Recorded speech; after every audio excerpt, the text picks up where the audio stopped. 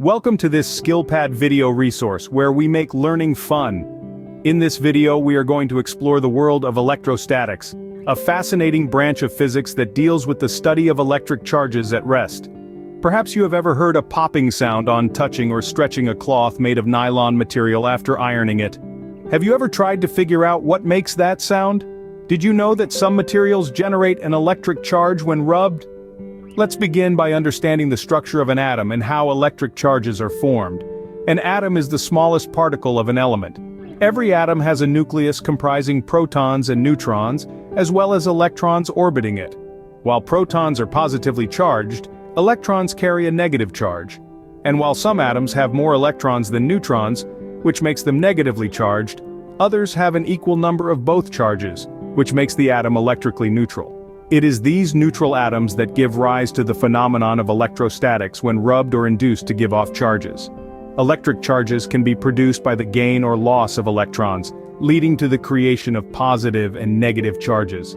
There are several methods of producing electric charges, including friction or rubbing, contact, and induction.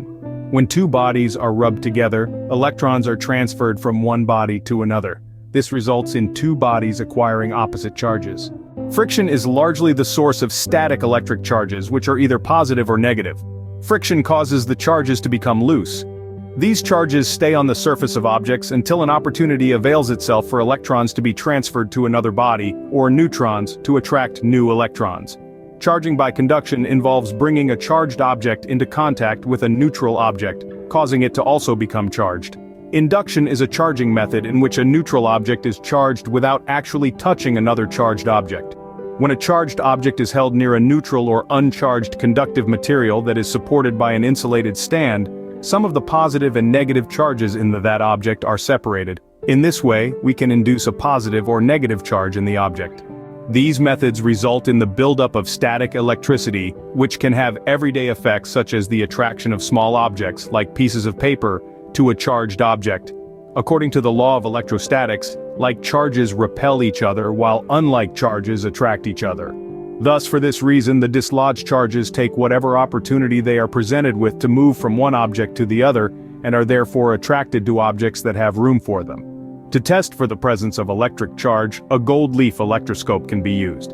When a charged object is brought near the electroscope, the gold leaves diverge due to the presence of like charges. Charging a gold leaf electroscope involves transferring charge to the metal rod, causing the gold leaves to repel each other, indicating the presence of charge. The distribution of charge on a conductor is such that it resides on the outer surface and on curved surfaces. Charge accumulates at sharp points. This creates a very strong electrostatic field at charged points, which ionizes the surrounding air molecules, producing positive and negative ions. Ions which are of the same charge as that on the sharp points are repelled away, forming an electric wind, as ions of opposite charge are attracted towards the sharp points. This phenomenon of charge accumulating at sharp points is crucial in understanding how a lightning conductor works. A lightning conductor is designed to protect buildings and other structures from lightning strikes by safely conducting the electric charge to the ground. Therefore, a charged sharp point forms a spray-off of its own charge in form of electric wind, and acts as a collector of unlike charges. This double action of creating a spray-off and collection of charges by the sharp points is known as a corona discharge.